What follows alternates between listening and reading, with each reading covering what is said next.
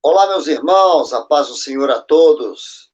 Aqui mais uma vez, pastor e professor Urandir Ramos, para tratar com vocês na nossa lição da Escola Bíblica Dominical da CPAD. Olha aí, ok, bacana, né?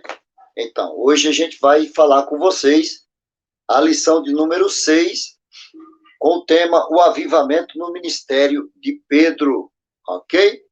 Para tanto, vamos iniciar a nossa aula orando a Deus. Querido Deus e amado Pai, em nome do teu Filho amado Jesus Cristo, estamos mais uma vez diante da tua presença. Queremos pedir a ti, ó Deus, a tua graça e direção e que o Senhor nos ajude para que possamos aqui, ó Pai, explanar a tua palavra e trazer um aprendizado aos nossos irmãos que estão do outro lado nos ouvindo. Quem sabe de manhã, de tarde, de noite, eu não sei, ó Pai, mas o Senhor sabe, que eles sejam edificados por tua palavra, em nome de Jesus, é o que eu te peço, amém, e graças a Deus. Amém, meus amados? Então, simbora, nós vamos seguir, então, antes eu quero pedir aos irmãos que compartilhem essa videoaula. Você pode também se inscrever no canal Bíblia para o Cotidiano do meu amigo presbítero Tony Pinho, que é o ADM do canal Bíblia para o Cotidiano, ok? Também quero pedir a você que curta, né, e deixa seus comentários aí também, tá certo?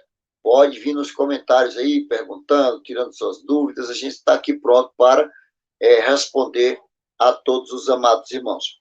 Então, lição de número 6, o avivamento no ministério de Pedro, cujo texto áureo diz: Pedro, porém, pondo-se em pé com os 11, levantou a voz e disse-lhes: varões judeus e todos os que habitais em Jerusalém, seja-vos isto notório e escutai as minhas palavras. Atos capítulo 2 e verso de número 14.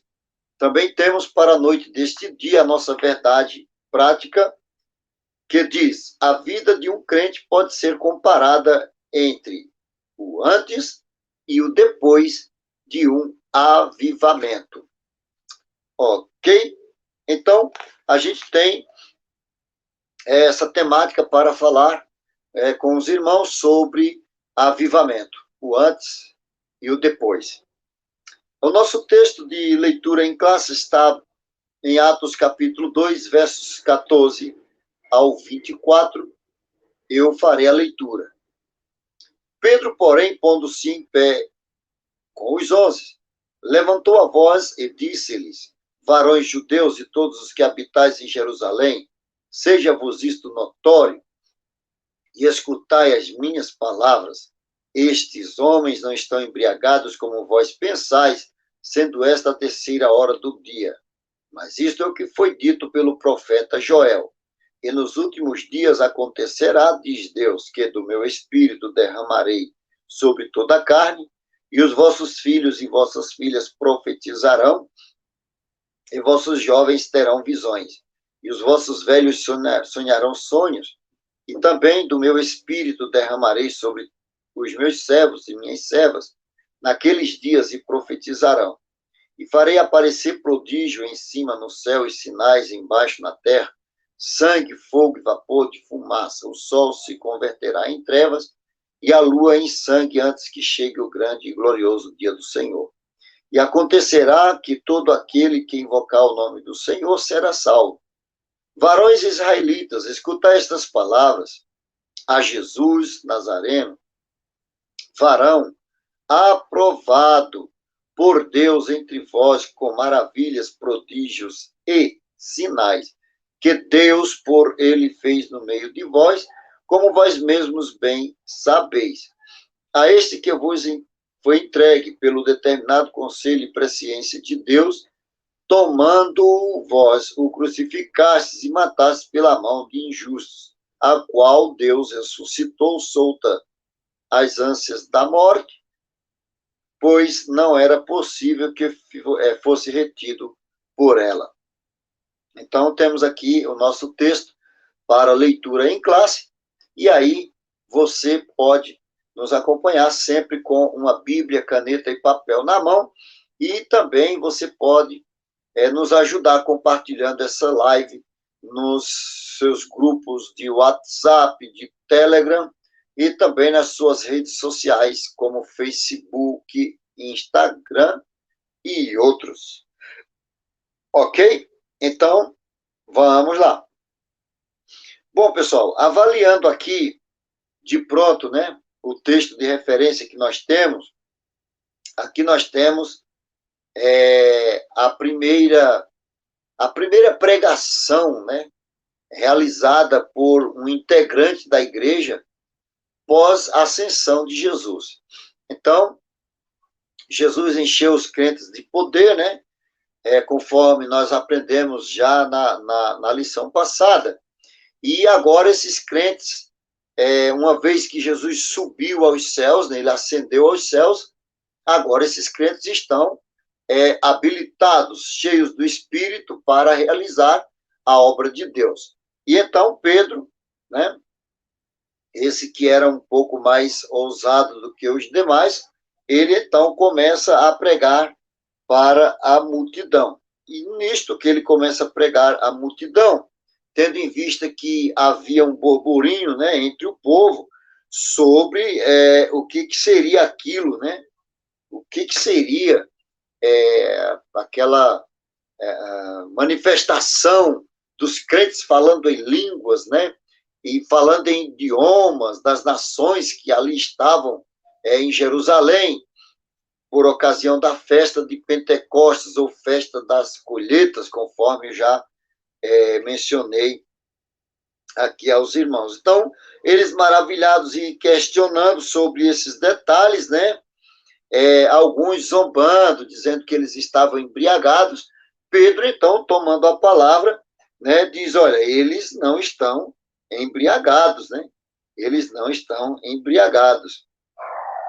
Mas o que está acontecendo aqui é justamente o que foi predito pelo profeta Joel. E aí ele cita uma profecia de Joel, capítulo 2, remetendo, né, ao texto da Bíblia hebraica, ou seja, do Antigo Testamento. Os irmãos me perdoem aí, os cachorros latindo aqui no nosso quintal, nós temos uns cachorros, e aí que alguém chama no portão, é aquela prova, né?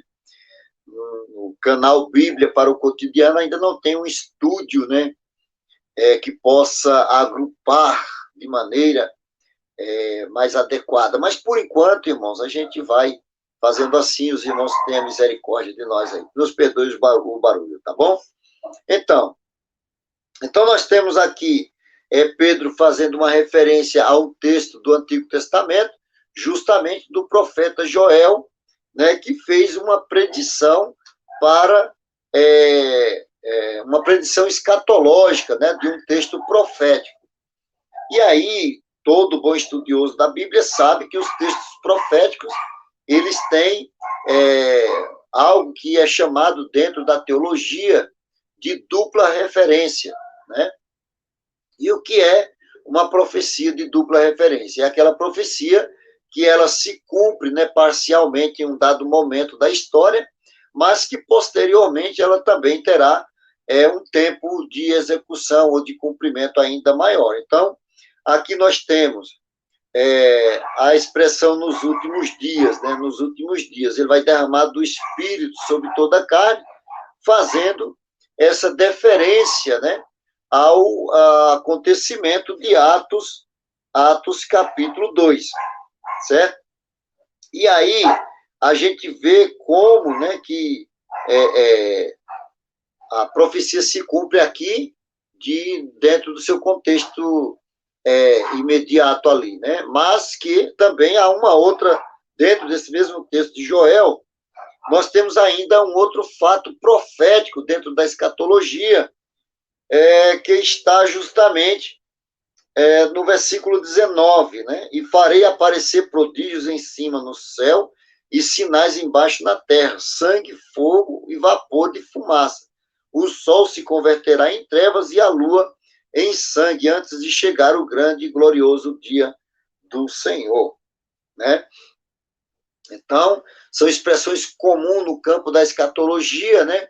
O dia do Senhor, o dia de Cristo, o dia do juízo e assim por diante. Então, nós temos aqui um texto ainda de cunho escatológico, mais para o futuro, né? Tendo em vista a profecia de dupla referência. Anote isso aí, profecia de dupla referência, né? E aí ele fecha falando, né, sobre a pessoa de Jesus, que ele foi aprovado entre o povo, né, conforme o texto diz aqui, com maravilha, prodígios e sinais, né?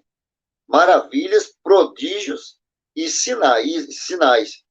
E aí é importante a gente observar, né, como que essas manifestações aconteciam através da pessoa de Jesus, mas que agora vai passar a ser delegada à vida dos discípulos, dos seguidores de Cristo, a partir de então, ok?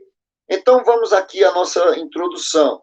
Nesta lição, veremos o protagonismo do apóstolo Pedro, um dos mais destacados discípulos de Jesus Cristo, em dois momentos de sua vida. Um deles antes de ser batizado no Espírito Santo e outro depois, né, de ser batizado no Espírito Santo. Então, vamos lá. O comentarista faz alusão à ousadia de Pedro. Então, Pedro, ele era alguém ousado, ele era, né? Mas ele não tinha um poder de execução no reino na mesma proporção que ele vai ter posterior, né, quando ele recebe o batismo com o Espírito Santo, esse renovo, né, do Espírito Santo. E é lógico que essa ideia, né, essa teologia do batismo com o Espírito Santo, ela tem sua origem nos escritos do Novo Testamento, né,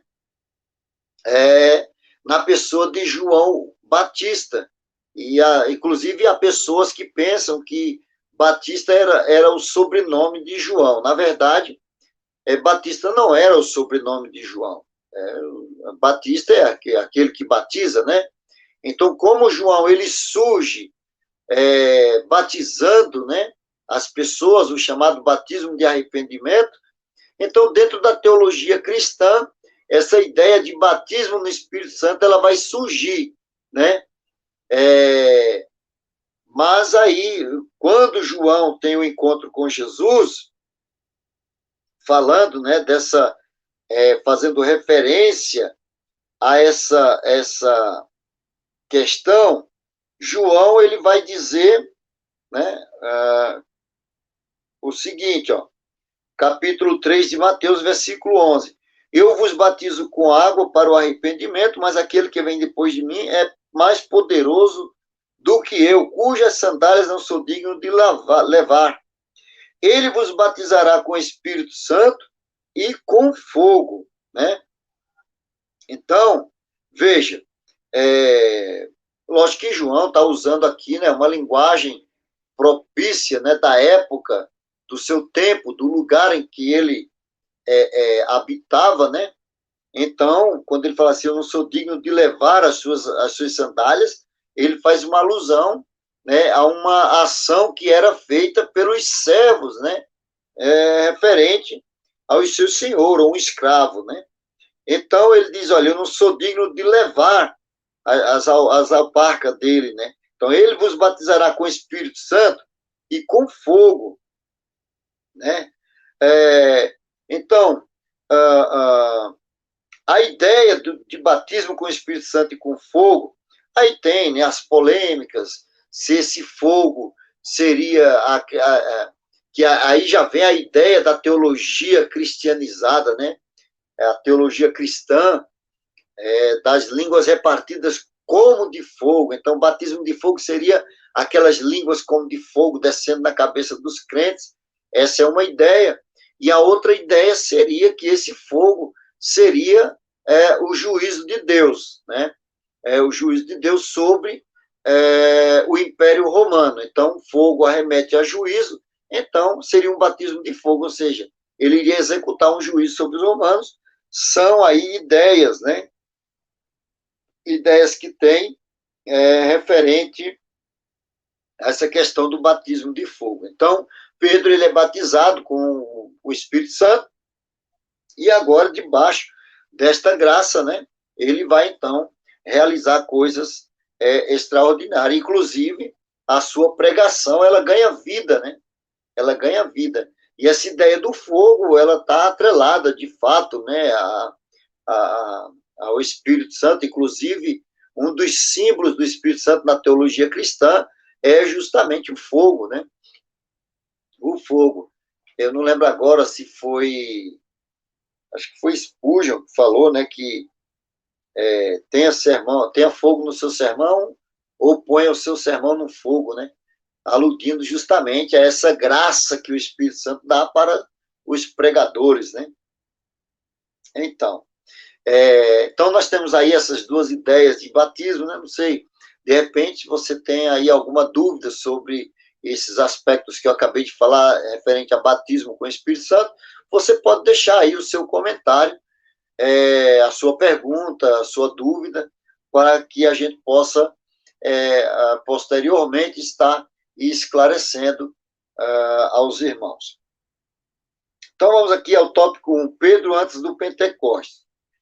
Então, as atitudes de Pedro, né, antes do Pentecostes, a gente vai ver que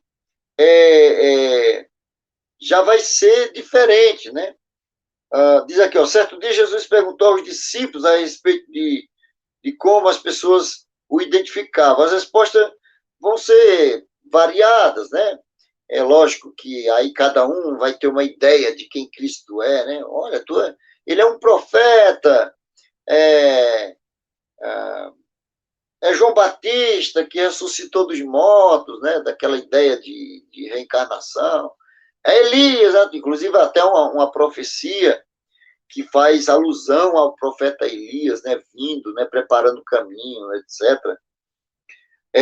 Mas aí quando essa mesma pergunta, né, é endereçada aos discípulos, o contexto vai mudar. Então, Jesus chega aos discípulos e pergunta assim, ó, o que estão dizendo sobre a minha pessoa, sobre quem eu sou?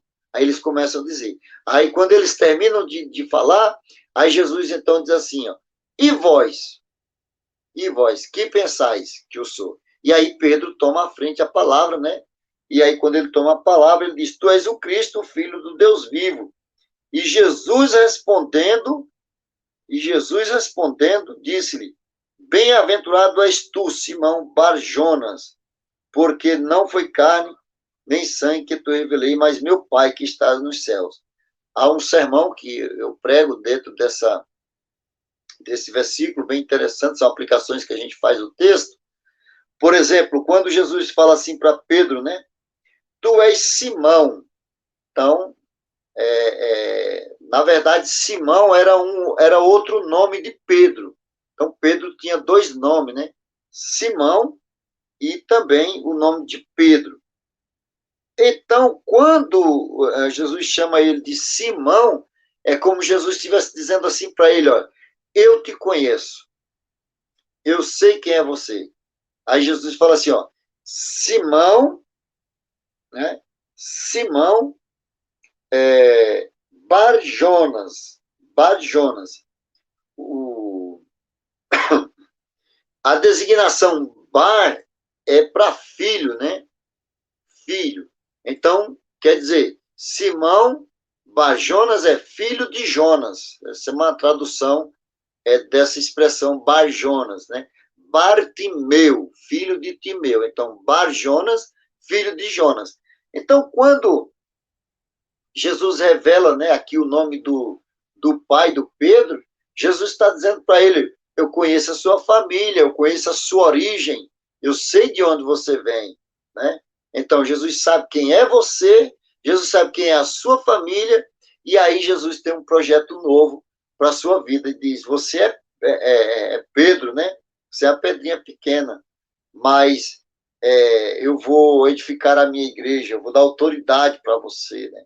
Eu vou levar você a um outro nível, né? Vou te levar a um outro nível. O que você ligar aqui vai ser ligado na terra, o que você desligar vai ser desligado. Olha aqui, né? Que coisa maravilhosa, que dimensão que Jesus está levando o Pedro. E tudo isso aqui, gente, está acontecendo antes do batismo, né? Antes do batismo. Então Pedro fica maravilhado, né? Lisonjeado com a resposta de Jesus, falando sobre aquilo, né? Jesus fala, pergunta para ele quem ele é, ele fala, o Senhor é o Cristo. E aí Jesus fala, olha, você não revelou carne nem sangue, né? E ele fica todo alegre, contente, né? E aí vocês conhecem o texto que posteriormente Jesus vai tratar com eles, diz, olha, é necessário que o Filho do Homem seja entregue e padeça como dele está escrito e tal. E aí Pedro diz, não, de modo nenhum, Senhor, tenha compaixão de ti, né? Isso jamais vai acontecer. Aí Jesus repreende ele, né? E diz, para trás de mim, Satanás. Olha só, para trás de mim, Satanás, que me serves de escândalo, né? Então, muita gente às vezes se escandaliza com a expressão Satanás, mas Satanás, na verdade, é um opositor, né? Aquele que se opõe. Então, Satanás significa aquele que se opõe. Simplesmente isso. É que nessa ideia, né, do cristianismo, Satanás está muito atrelado ao diabo, né? Que são coisas distintas na disciplina de angelologia. Você aprende sobre o que são, por exemplo, né? Diabo. Diabo só existe um, né? E demônios. Já demônios existem vários, né? Então, diabo é um dos nomes, Satanás é um dos nomes para a mesma pessoa, o dragão, a antiga serpente, né? São designações que estão endereçadas já para o livro do Apocalipse. Ok? Então, a gente tem aqui o Pedro antes, o Pedro que vai negar, né? Antes do batismo, ele trabalha com a negativa. Não conheço esse homem, né? Eu não sei quem ele é. E aí, o que é pior, né? Ele não negou apenas uma vez, ele negou 3 vezes, ele nega 3. Né? Você já parou para pensar se alguém nega que é seu amigo por 3 vezes? É algo terrível, não? É algo terrível, mas foi o que aconteceu com Pedro. Ele negou a Cristo, né? Ele nega. Então, nós temos aqui a negativa, tá certo? E aí, envolvendo aí o primeiro episódio, né? Negação. Na segunda vez, ele vai negar diante de uma criada. Aliás, a primeira vez ele nega diante de uma criada, a segunda diante de outra criada que falou até que viu ele com Jesus, e na terceira vez, né, ele faz isso diante de várias pessoas. Então, você vê que há uma progressão, né? É algo que é progressivo. Ele nega num estágio, aí vem outro estágio e, por último, no estágio maior.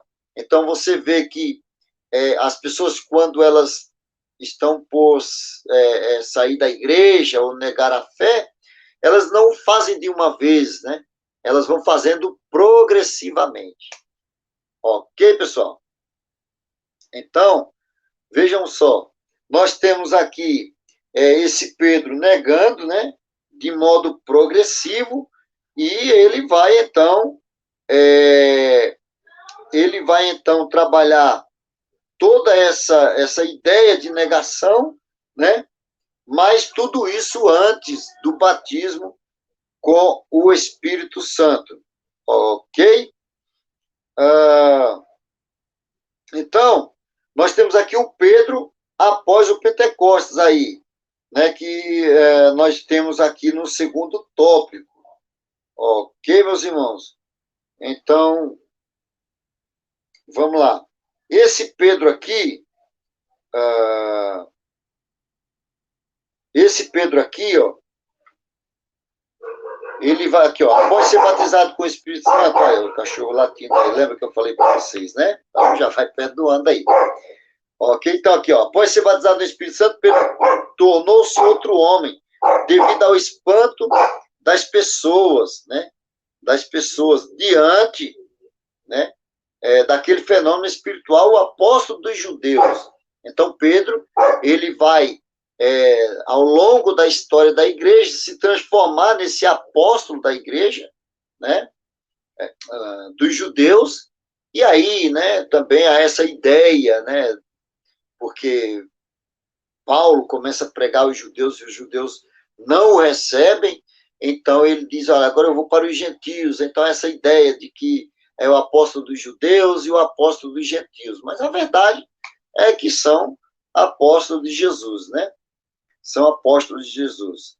E aí Pedro, ele levanta a voz, né, com eloquência, e ele vai falar, ele fala com bastante autoridade, né, com bastante autoridade. Tem um versículo aqui em Atos capítulo 2, em tratando-se dessa questão, né, aqui, ó, no versículo 6. Quando, pois, se fez ouvir aquela voz, afluiu a multidão que se possuiu de uma perplexidade, quanto ouviu falar na sua própria língua, ou seja, eles estão cheios do Espírito, falando na língua daqueles povos, e aí eles ficaram admirados, dizer o que eles diziam. Veja, não são porventura os galileus, todos esses homens aí, né? Como é que a gente está ouvindo eles falar na nossa língua materna, né? E aí, poxa vida, tem um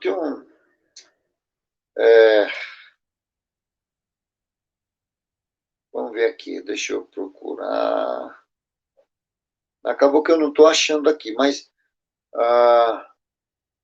o que acontece? Eles se admiram de ouvir eles pregando, eles falando, porque eles não tinham nenhuma formação, né, acadêmica, eles não tinham um preparo, né, extraordinário, uma oratória, mas cheios do Espírito, eles estão dominando tudo isso, né, para poder atender ao chamado, ao desígnio de Deus. Então, esse Pedro, agora cheio do Espírito, ele está pregando com eloquência, né, mas que não era bem a sua característica antes desse derramado do Espírito Santo, né? E aí, e você veja que o modelo de pregação de Pedro, ele serve até hoje para os pregadores dos chamados sermões, ou sermão expositivo, né? Que, quais são as 3 regras básicas para os pregadores que querem pregar a palavra, principalmente os sermões expositivos. São 3 etapas do sermão. Então, você tem, primeiro, ler o texto, explicar o texto e aplicar o texto. São essas 3 coisas. Então, Pedro, aqui, ele faz essas coisas, né? Ele se põe de pé, ele lê o texto, ele cita o texto. Olha, isso foi o que aconteceu pelo profeta Joel. Então, ele lê o texto, aí ele vai explicar o texto e depois ele aplica o texto aqui. E aí a multidão compreendeu certinho. Então, veja que para pregar não há muita dificuldade. O problema é que os pregadores hoje, eles se embananam todos. Há pregadores que querem ser pregadores e muitos deles não sabem nem ler o texto. Aí fica difícil, né? Como é que você quer ser pregador, mas você não sabe nem ler direito? Não respeita ponto e vírgula? Nem o que está escrito ali você consegue ler, e aí você quer falar, quer sair pregando, fica difícil, hein? É complicado, ainda mais nos dias de hoje, nessa época aqui dos apóstolos, era um período mais difícil, né? Difícil a alfabetização, né? Então, imagine, por exemplo, os seguidores de Jesus, eles não eram todos letrados, né? Para vocês terem ideia, quando foi fechar o cânon das Escrituras, as cartas de Pedro, por pouco não deixaram de fora, porque, segundo dizem, eu não sou um leitor, não sei ler nem escrever o grego, mas dizem que o grego das cartas de Pedro é muito ruim, né? Então, quase fica de fora. Por quê? Porque ele não era letrado. O único deles que era letrado mesmo era o apóstolo Paulo, né? Um outro letrado, que a gente pode entender que ele era letrado, o Mateus, né? O Mateus, que era o cobrador de impostos, certamente tinha letra porque trabalhava para o Estado, né? Lucas não era apóstolo, né? Lucas era um médico, era alguém muito estudado. Então, fica aí essa ideia. Pedro está pregando aí com eloquência. E aí, não bastasse a pregação com eloquência, também vai acontecer a cura do coxo, né? Que é o texto de Atos capítulo 3. Então, a cura do coxo. Veja que eles foram cheios do Espírito, mas continuavam ainda, né? Eles ainda continuavam em Jerusalém, orando, fazendo toda a liturgia do culto e etc. Porém, o paralítico que estava na porta do templo ali há muitos anos, né, continuava paralítico, até que uma hora Deus resolve, então, usar a vida deles na porta do templo, né? Então, veja, a igreja orando dentro do templo para receber graça, poder e aquela coisa toda, e o paralítico do lado de fora, né? Então, o que a gente aprende aqui? A gente aprende que há momentos em que a igreja precisa olhar um pouco para fora, né? Então, o problema da igreja hoje, né, de muitos cristãos, é que a gente está olhando para fora para assimilar o mundo, né? Pegar as coisas do mundo, os costumes do mundo e trazer para dentro da igreja. Mas não é esse o tipo de olhar que as escrituras nos ensinam, que o Senhor Jesus, ele nos ensina. Ao contrário, o ensinamento de Jesus é que nós devemos estar dentro, olhando para fora, mas visando as almas perdidas. Ok? Então, nós temos aqui, ó, milagres, né? Está vendo, está acontecendo milagres, está acontecendo a pregação e está acontecendo conversões de almas. Bom, eu não quero aqui levantar nenhuma polêmica, mas o que vocês acham aí? Deixem aí nos comentários. Primeira pregação de Pedro, quase 3.000 almas. Depois a gente vai encontrar no capítulo 4, né? No capítulo 4 aqui, ó, até o ponto 3, né? Pedro avivado em outras ocasiões. E aí a gente tem o capítulo 4, e aí diz o texto que capítulo 4 de Atos, tá? Então, esse texto faz uma deferência aqui, ou uma referência, melhor dizendo, que quase não, deixa eu ver aqui, capítulos, aqui, ó, 4:4. Muitos, porém, dos que ouviram a palavra, aceitaram, subindo o número de homens a quase 5.000, né? Então, a gente vê aqui, ó, o balanço geral da igreja, né, esse balanço geral da igreja, a gente pode observar algo bem importante, né? Atos 4:4. Você tem 3.000 almas lá, ok? E agora você tem aqui quase 4.000. Vamos trabalhar, ou vamos imaginar, né? Esse número redondo, né? Esse número redondo. Só para a gente ter uma ideia aqui do... Então, 3.000 mais 4, 7.000. 7.000. Imagine você agora, pastor de uma igreja com 7.000 membros.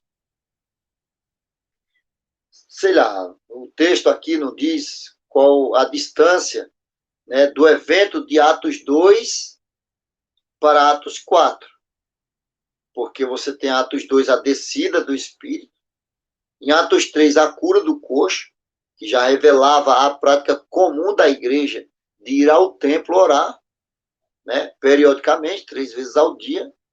E aí, no capítulo 4, ocorre, né, mais uma pregação, e aí nessa pregação, né, nós temos aí essas conversões. Então, vamos lá, 7.000 membros. Imagine você, pastor de uma igreja, e dentro de 6 meses, vamos aqui, né, imaginar, é um número imaginário, 6 meses você tem 7.000 membros, né? Se a gente partir do princípio de que os 12 que Jesus treinou estariam preparados, 7.000, deixa eu fazer uma continha básica aqui, né?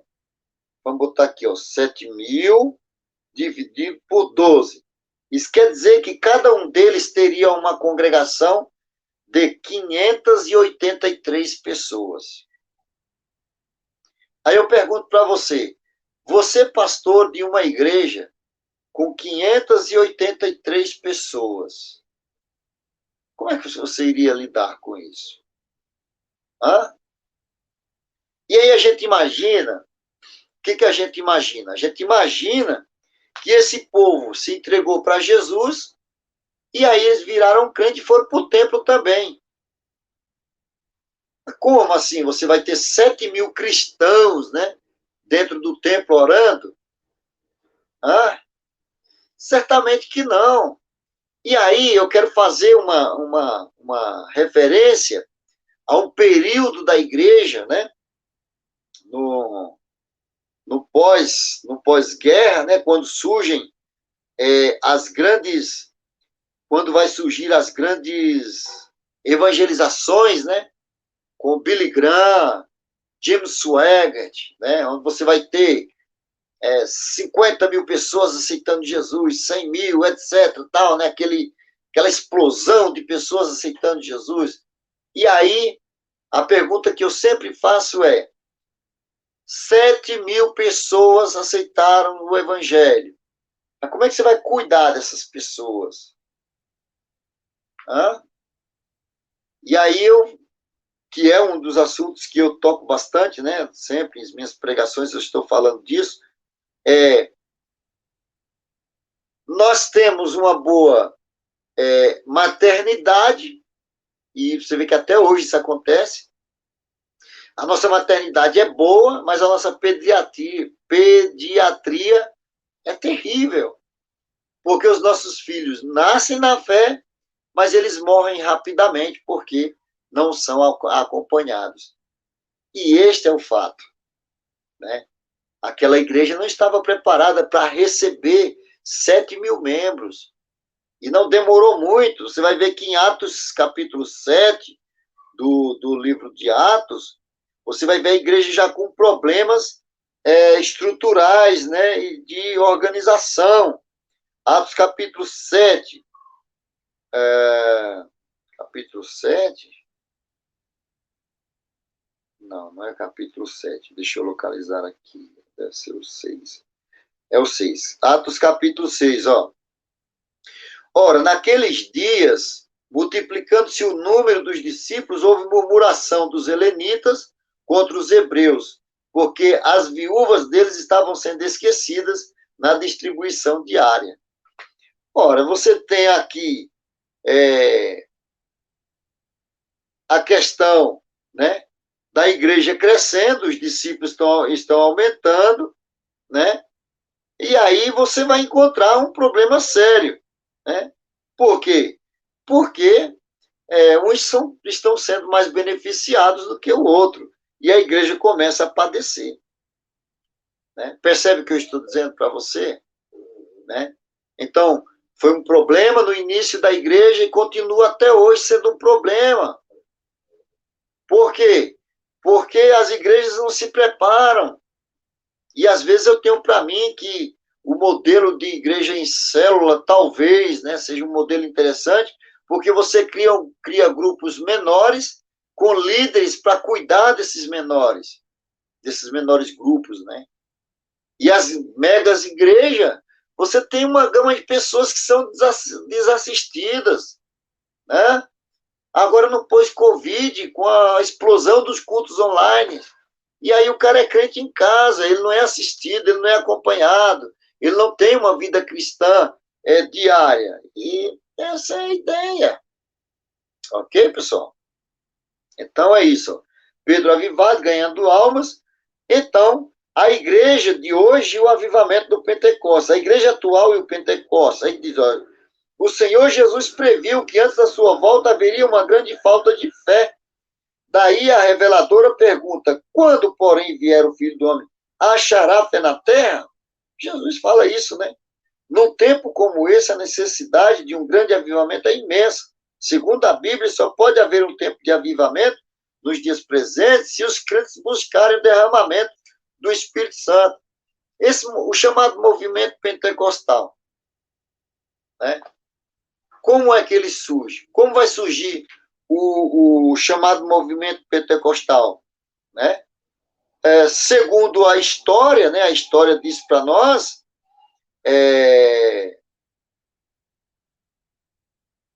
que houve um grupo de pessoas, né, que se interessaram por orar em busca do avivamento, né? E aí, o que vai acontecer, né? Vai acontecer que alguém se interessou, né? Alguém se interessou. Então, esse movimento de oração, para a gente chegar nesse período do chamado pentecostalismo aí, né? Foi um movimento, né? Que ele vai surgir na verdade, no pós-pietismo, né? Através dos morávios, e aí o grupo de estudantes resolvem, né?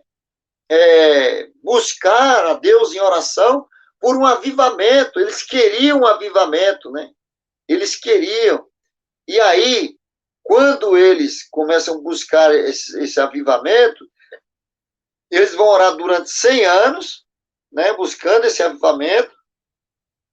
E aí, né? Só depois você vai ter o movimento da Rua Azusa, né? Que é o chamado movimento pentecostal, a explosão do pentecostalismo através da Rua Azusa. Ah, mas hoje, se você marcar um culto de oração na igreja, ninguém vai. É um ou outro que vai. Ah, você tem um grande número de obreiros em cima dos altares da igreja. Se você der o microfone na mão dele, para ele direcionar a igreja em oração, ele não consegue orar 10 minutos. Com o microfone na mão, direcionando a igreja. O maior movimento de oração hoje no mundo é feito pela Igreja Assembleia de Deus na Coreia, com o seu líder David Poyong-chu. E como que ele descobriu esse movimento de oração? Até hoje, os crentes lá acordam de madrugada para orar, você sabia disso? Todos os dias. Então, eles oram, e aí quando o Poyong-chu foi fazer o primeiro trabalho de oração, e a ideia era, acho que era fazer 24 horas, uma coisa assim, e ele dá o testemunho que depois da terceira hora ele não tinha mais o que orar. Foi quando então Deus deu para ele, né, a ideia de como fazer oração, e aí eu indico para você um livro chamado A Quarta Dimensão, do David Poyong-chu. Ele vai ensinar como que eles conseguem orar, né, 24 horas seguidas de oração. Porque a oração é direcionada. Tem que ter uma direção. Você reúne todo mundo na igreja, e aí a pessoa vai direcionando a igreja. Né? Vamos orar agora pelo país, vamos orar por essa necessidade, por aquela necessidade. E aí você não tem um obreiro que consegue direcionar a igreja por 10 minutos. Como que você resolve esse problema? Você não resolve, porque o avivamento só vem através da oração. Não, o avivamento vem pela palavra. Amém, vem pela palavra. Mas se for só palavra sem oração, você morre. Porque a palavra por palavra vai virar filosofia. Tem que ter graça de Deus. Se você encher sua mente só da letra, da letra, da letra, o seu espírito não se alimenta, e aí você vai morrer. Então, o avivamento vem através de buscar a Deus em oração. Mas aí o aumento da iniquidade leva a igreja a esse esfriamento, o que é também o cumprimento de uma profecia, onde Jesus fala, né? Quando o Filho do Homem vier, porventura achar a fé na terra, e aí está. E aí está. Amém, meus queridos? Então é isso. A nossa conclusão diz: o ministério do apóstolo Pedro mudou completamente após ser revestido do poder de Deus. Antes do Pentecostes, ele não tinha firmeza. Era precipitado e involuntário, mas depois passou a existir um Pedro cheio da graça de Deus e da unção, da sabedoria e do poder para cumprir a missão que lhe fora confiada. E então, é isso, meus amigos. É na oração, debaixo da graça de Deus, da unção do Espírito, que nós vamos fazer obras extraordinárias. Ok? Qualquer dúvida, deixe seus comentários e estamos juntos. Um grande abraço. Semana que vem estaremos juntos aqui no mesmo canal Bíblia para o Cotidiano. Um abraço a todos. Aqui, pastor e professor Urandi Ramos. Fiquem todos com Deus. Amém. E um grande abraço.